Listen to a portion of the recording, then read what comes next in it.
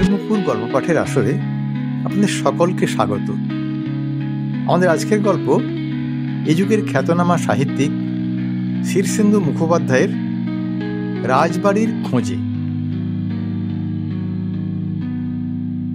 আচ্ছা মশাই, এখানে শিমুলগড়ের রাজবাড়িটা কোথায় বলতে পারেন? গাঁয়ে ঢুকে অবধি তো অন্তত জোনা তিনেককে জিজ্ঞেস করেছি, সবাই এক কথাই বলছে। এই তো একটু পশ্চিম দিকে যান, গেলেই দেখতে পাবেন। তা সেই থেকে পশ্চিম দিকে তো কম এগোলাম না, কিন্তু রাজবাড়ির হদিশটাই তো পাচ্ছি না।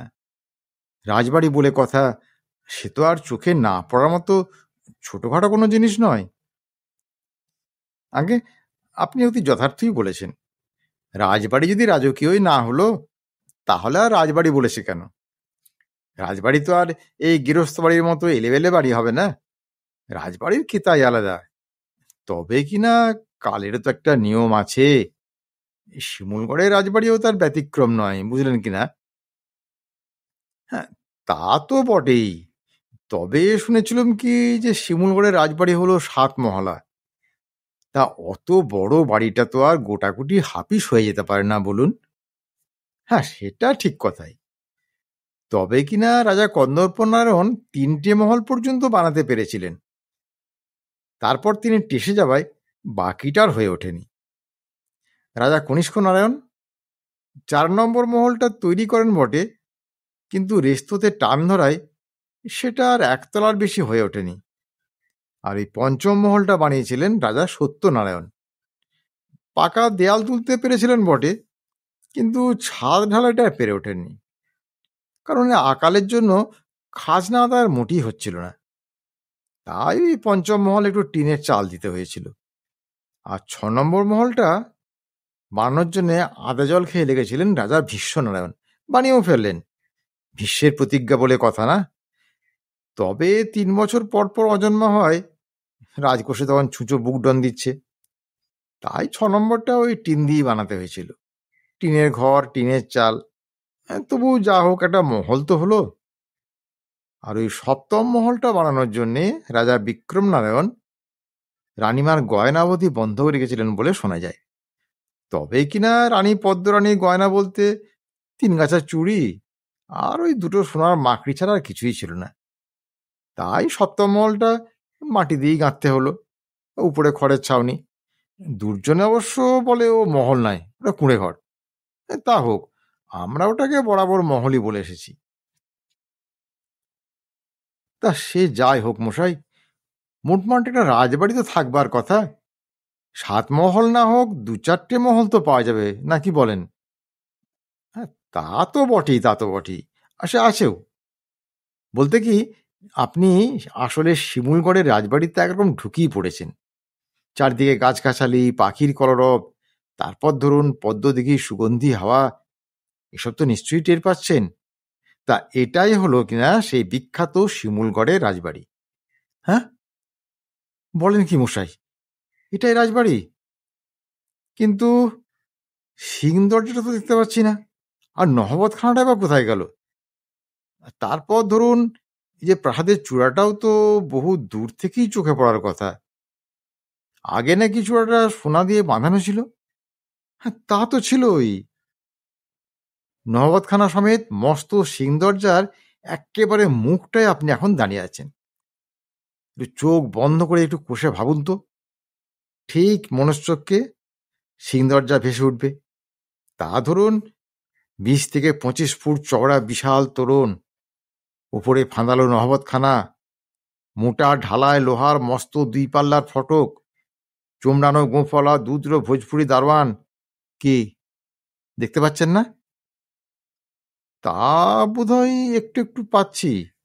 হ্যাঁ, তাহলেই তো কাজ অর্ধেক সেরেই ফেললেন। এই রাজবাড়ির বাকিটা আর একটু ওই চোখ বন্ধ করে এগুলি দেখে ফেলতে পারবেন। হ্যাঁ, তাহলে কি গোটা এই শিমুলগড় রাজবাড়িটা মশাই চোখ বন্ধ করেই দেখে যেতে হবে নাকি? আরে না না না না, অতটা হতাশ হয়ে পড়বেন না। আসলে ব্যাপারটা হয়েছিল কি জানেন মশাই, ওই মহেন্দ্র নারায়ণের আমলে রাজমাতা বিধবা সুহাসিনী দেববা উনি কাশীবাসী হবেন বলে এমন ধরে পড়লেন যে তার মাতৃভক্ত ছেলে মহেন্দ্র নারায়ণ ওই মায়ের কাশি বাসে খরচ জোগাড় করতে 3 নম্বর মহলের কিছু ইট ভালো দর পেয়ে বেচে দিলেন। আর রাজপ্রাসাদের ইট বলে কথা না, যেমন মজবুত তেমনি সুন্দর সব ইট মশাই, লোকে ধন্যি ধন্যি করে কিনে নিয়ে গেল। ইট বেচে কাশির খরচ জোগাড় হলো বটে, কিন্তু লোকের চাহিদা মেটাতে গিয়ে গোটা 3 নম্বর মহলটাই লোপাট হয়ে গেল কিনা। এ হে হে, তাহলে 3 নম্বর মহলটাই নেই? কিন্তু তাতে তো দ্বিতীয় মহলে গায়ে আঁচ লাগার কথা নয়। হ্যাঁ, তা তো বটেই, তা তো বটেই। এই 2 নম্বর মহলটা এই সেদিন পর্যন্ত ও বহাল তবিয়তই ছিল। তারপরেই ওই নয়ন কিশোর আগরওয়ালা এলো কিনা। হ্যাঁ, নয়ন কিশোর আগরওয়ালা, সে আবার কে? ও, নাম শোনেননি? মস্ত মহাজন মশাই, কোটি কোটি টাকা তার দেশে বিদেশে খাটছে, ভারী বিনয় লোক। তার যে কত টাকা আছে তা সে নিজেও জানে না। রাজা মাণিক্য নারায়ণের তখন বয়স হয়েছে। মেয়ে বিম্ববতীর বিয়ে ঠিক হলো কেতুগড় রাজবাড়ির মেজকুমারের সঙ্গে। কেতুগড়ের ফলাও অবস্থা। তাদের শিমুলগড়ের রাজাদের মতো ওই দিন আনি দিন খায় গোছের অবস্থা নয়। মেজকুমার জ্যোতিরিন্দ্র প্রসাদ তো নিজেই বিলেত ফেরত ডাক্তার, অতি সুপাত্র, বুঝলেন কিনা। তা তাদের সঙ্গে টক্কর দিতে গিয়ে আর নিজেদের ঠাটবাট বজায় রাখতে মাণিক্য নারায়ণ তখন তো নাভিশ্বাস করার কথা।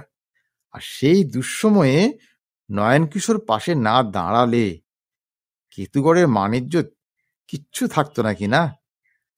সেই বিয়েতে ওই $1,10,000 খরচ হয়েছিল, বুঝলেন কিনা। তা রাজরাজাদের বিয়ে হিসেবে কিন্তু ভারী গরিব আনামতেই বিয়েটা হয়, তেমন জাঁকজমক কিছুই ছিল না বিয়েতে। কিন্তু সেই $10,00,000 শোধ দেওয়ার ক্ষমতায় বা মাণিক্য নারায়ণের থাকবে কি করে বলুন। রাজত্ব নেই, আয়পয় বন্ধ, তার নুন আনতে পান্তা ফুরোয়। তা নয়ন কিশোরকে খুব ভালো বলতে হবে, সে কোনো জোড়াজুড়ি করেনি, তাগাদাও দেয়নি। শুধু করলো কি, একদিন লোক লস্কর আর ওই বড় বড় ক্রেন আর মস্ত ট্রাক নিয়ে এসে খুব যত্ন করে ওই 2 নম্বর মহলটা তুলে নিয়ে চলে গেছে। সেটা নাকি সে তার মেয়ের বিয়েতে যৌতুক দিয়েছে শুনেছি। এই পাশের হাতটাস ফুড়ে তার মেয়ের শ্বশুরবাড়ির পাশের আমবাগানে সেটা এখনো শোভা পাচ্ছে। বিয়ে বাড়ি হিসেবে নাকি আজকাল সেটা ভাড়া দেওয়া হয়। এই যা, তাহলে দ্বিতীয় মহলটাও নেই? আরে মশাই, কে বললো নেই? সেটা তো দিব্যি রয়েছে, তবে ওই মাইল 20 তফাতে আর কি। গিয়ে দেখে আসতে পারেন একদিন। সকাল সকাল রওনা হলে 2 নম্বর মহলটা দেখে সেদিনই ফিরে এসে বিকেলে চা খেতে পারবেন। আর ওই 1 নম্বর মহল, রাজদরবার, তোষাখানা, পিলখানা, আস্তাবল, গোশালা, কুঞ্জবন, রানীমহল, বড় ঝিল, মন্ত্রণা কক্ষ, সেসব কোথায় গেল মশাই? আহা, সেসব আছে আছে, একটু এদিক ওদিক হয়ে থাকতে পারে, কিন্তু শিমুলগড়ের রাজবাড়ি তার পুরনো জৌলুস একটুও হারায়নি, বুঝলেন। এই 68 সনের বন্যাটা না হলে কি আর রাজবাড়ি দেখতে এসে এত হয়রান হতে হতো আপনাকে? ও, এর মধ্যে আবার বানের গপ্প আছে নাকি মশাই? তা থাকবে না। হ্যাঁ, ওই যে দেখছেন না, ওই বেচারা সরস্বতী নদী, হ্যাঁ, ওটিকে তো আর ভালো করে চেনেন না। ওই যে কি পাজি নদী, আপনি মশাই ভাবতেও পারবেন না। ওই রাজবাড়ির গা ঘেঁষিয়ে বয়ে যেত। নিরীহ ছোটখাটো নদী, শীতে কি চোদ বসেকে হাঁটু জল থাকে না, বড় বড় চড়া পড়ে যায়, তখন নদী না নালা তার ঠাওর পর্যন্ত হয় না। এই 68 সনে আষাঢ় মাসে পরপর 4 দিন মেঘ ফেটে যে বৃষ্টিটা হলো, তা বৃষ্টি না জলপ্রপাত তা বোঝাই যাচ্ছিল না। পাহাড়ে কোনো বাঁধ নাকি জলের চাপে উড়ে গেল, আর পাহাড় প্রমাণ সেই ঢেউ খ্যাপা হাতির মতো তেড়ে এসে যা হাতের নাগালে পেল তাই তুলে নিয়ে ডাকাতের মতো পালিয়ে গেল। রাজা ঐক্যনারায়ণের যখন জ্ঞান 2 দিন পরে ফিরল, তখন দেখেন তিনিও আছেন আর তার প্রাসাদও আছে, তবে কিনা জায়গাটা পাল্টে গেছে। সেই বান শিমুলগড়ের রাজবাড়ির অবশিষ্ট সবেতন নীলমণি একটা মাত্র মহলকে পাড় ভেঙে ভাসিয়ে নিয়ে গিয়ে 10 মাইল দূরে নবীনগঞ্জের গোয়ালপাড়ায় বসিয়ে দিয়ে গেছে। তা নবীনগঞ্জের কপালটা দেখুন মশাই, তাদের কোশমিনকালে কোনো রাজবাড়ি ছিল না, হ্যাঁ, বন্যার কৃপায় ফাঁকতালে তার একটা আস্ত রাজবাড়ি একেবারে রাজা সমেত পেয়ে গেল। ঐক্যনারায়ণ অনেক কাকুতি মিনতি করেছিলেন, কিন্তু নবীনগঞ্জের লোকেরা কিছুতেই তাকে আর ছাড়ল না। তারা পরিষ্কার বলে দিল, রাজামশাই, ঈশ্বরের ইচ্ছায় যখন আমরা আপনাকে পেয়েই গেছি, তখন ছাড়বার কোনো প্রশ্নই উঠছে না। আজ থেকে আপনিই নবীনগঞ্জের রাজা। তা ঐক্যনারায়ণ আর কি করেন? প্রজাদের আবদারে তিনি সেখানেই রাজত্ব করছেন। তারই ছোট ভাই বাক্যনারায়ণ এখন শিমুলগড়ের রাজা। দূর মশাই, তাহলে আর কষ্ট করে শিমুলগড়ে এসে কি হবে? রাজবাড়ির নামগন্ধ যখন আর নেই। হা হা, ও কথা কবেন না মশাই, তাহলে যে সত্যের অপলাপ হবে। রাজবাড়ি নেই মানে? অবশ্যই আছে। এই 4 পায়ে গিয়ে যান, গেছেন? বাহ, এবার সামনে ওই বটবৃক্ষটির আড়ালে ওটা কি দেখতে পাচ্ছেন? ওটা তো একটা কুঁড়ে ঘর বলেই মনে হচ্ছে মশাই। তবে রাজবাড়ি নেই বললেই হবে। ওটাই তো সেই 7 মহলা প্রাসাদের সেই 7ম মহল, বুঝলেন? রাজা বিক্রমনারায়ণ নিজের রানী পদ্মমণির গয়না বিক্রি করে তৈরি করেছিলেন। আর আশ্চর্যের বিষয় হলো, গোটা রাজবাড়িটা লোপাট হলেও 7 নম্বর মহলটা কিন্তু সব ঝড় ঝঞ্ঝাট সামলে আজও দিব্যি টিকে আছে। হ্যাঁ, মাঝে মাঝে চালের খড় পাল্টাতে হয়, আর বছর বছর মাটির দেয়ালে নতুন মাটির পলেস্তারাও দিতে হয় বটে, কিন্তু সে যাই হোক, রাজবাড়ির মহিমা নিয়ে আজও কিন্তু টিকে আছে। কি বলেন? তা বটে। আর ওই যে আম গাছটার তলায় বসে একজন বুড়ো মতো মানুষ একটা বাটিতে করে দই চিড়ে খাচ্ছেন বলে মনে হচ্ছে। তা উনি কে বলুন তো? খাজাঞ্চি নাকি? আরে রামো রামো, কি যে বলেন মশাই! আরে উনি তো রাজা বাক্যনারায়ণ, এই শিমুলগড়ের একচ্ছত্র রাজা। হ্যাঁ, বলেন কি মশাই? এই রাজার তো বড়ই দুর্দশা দেখছি। এহ, তাহলে তো ভাগ্যান্বেষণে শিমুলগড়ে আসাটাই আমার ভুল হয়েছে। এমন জানলে কে আর শিমুলগড়ে এই গুপ্তধনের সন্ধানে আসতো? হ্যাঁ, গুপ্তধন? আপনি কি তাহলে গুপ্তধনের সন্ধানে এসছেন নাকি মশাই? হ্যাঁ, দেখুন, কথাটা আসলে মুখ ফসকে বেরিয়ে গেছে, কিছু মনে করবেন না। আহা, এতে মনে করার কি আছে? গুপ্তধনের সন্ধানে রাজবাড়িতে আসবেন না তো কোথায় যাবেন? যে রাজবাড়িতে গুপ্তধন নেই, সেটা আবার রাজবাড়ি নাকি? হ্যাঁ, বলেন কি মশাই? তাহলে এই রাজবাড়িতে গুপ্তধন আছে নাকি? নেই মানে? শিমুলগড়ের রাজবাড়ি তো গুপ্তধনের জন্যেই বিখ্যাত। হ্যাঁ, গুপ্তধনের জন্য বিখ্যাত? এ শুনলেও বিশ্বাস হয় না।